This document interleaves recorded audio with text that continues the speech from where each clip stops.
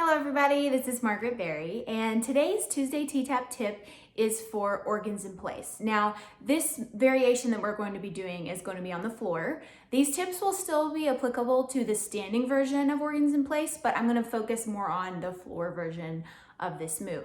Now, this move was created by Teresa to be a move that literally puts your organs in place. Because honestly, as we get older, gravity, and if you've had babies, gravity kind of pulls things down. With organs in place, you're encouraging those organs to get back in their proper spot. You're actually activating your muscles in your core, your deep core, because of course, when you touch your tummy muscles, your brain is immediately, through the nerves, it's communicating with those muscles, and it can kind of help rekindle that brain to body connection, especially, if you've had babies, if you struggle with any kind of weakness in your abs, this move is gonna be for you.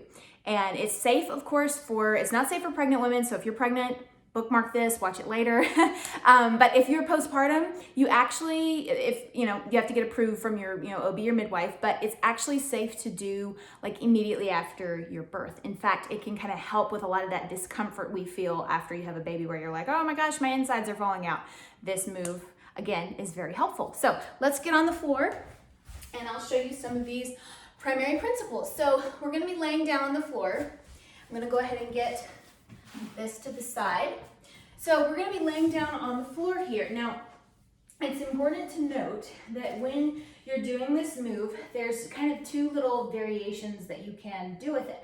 One is you can lift your hips up, and the other is you can keep your hips on the ground when you're doing this move, because it's totally up to you. It kind of depends on your own core strength levels, but for the purposes of demonstration, I'm going to be doing a lifting up of the move. Now in the camera you can kind of see these are my hip bones, this is my legs. Obviously it's my legs, I'd be concerned if you couldn't tell they're my legs. Anyway, but what you're going to be doing is you're going to be taking your hands, so you're going to be doing your hands in the mitten hand position. Now again, mitten hand is, you're going to have the mittens scooped and the fingers together.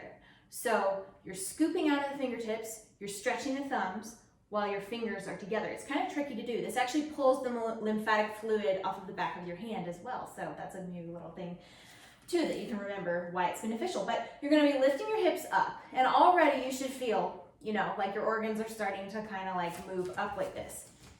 Now what you're going to be doing here is you're going to be feeling for your hip bones. So go ahead and find your left hip bone. We're going to do this together. Go ahead and find your left hip bone, and you're going to dig into your left hip bone such that you're kind of digging into the side. So you're kind of feeling the inside of your hip bone right there. You're gonna want to take those mitten hands and you're gonna be reaching in and pulling everything to the center. So if you're a short torso, you can feel for your rib, that rib down there. This whole area right here, this little side hip on top of the side hip, that is what we are pulling in and up. So you're thinking to grab all of this loose squishy over here, which believe me, I have plenty. You're gonna be bringing it over to the belly button. Everything's centering on the belly button because your transverse abdominis muscle and your rectus abdominis muscle kind of meet in the middle. So that's why we're bringing it all to the belly button. So you're gonna be pulling that in and you're gonna be bringing it to the belly button. Now, once you've brought all of this, this little squishy, I'm gonna pull this up so you can even see better. All of this little squishy right in here from the hip bone to the rib, all of that pulling it in fact, you can go a little higher if you feel like you need to. You're pulling all that into the belly button. You're gonna tighten your abs and release. Now, I like to have people cough here, so you go, and as you do that, you should be able to feel those muscles contracting. And if you don't feel it, just keep trying this move and you will eventually one day feel it. I've had people who could not even feel any kind of contraction all of a sudden start feeling that brain-body connection. So don't despair if that's you, just keep doing it. Now tighten that muscle and release. So you're tightening the abs, tightening and release. Now you're gonna go to the other hip bone, so exact same thing. You find the hip bone, you go up here and you find your rib, so that's the bottom of my rib. So this area right here at the hip bone and slightly above it, we're pulling all of those organs. We're just squishing them up to the center. We're pulling all of those organs over to the belly button. And then we're gonna think to tighten it and then release, and then tighten it and release. And you can cough on that side if you're having trouble getting that activation. Okay, now the last part of this move is you're gonna go up low below the bladder. So just above the pubic bone, below the bladder, This is perfectly safe to do, obviously, especially if you have any kind of a prolapse issue or if you just really want to get those low abs firing. This is the ticket. So you're going to be having your hands at the same mitten hand.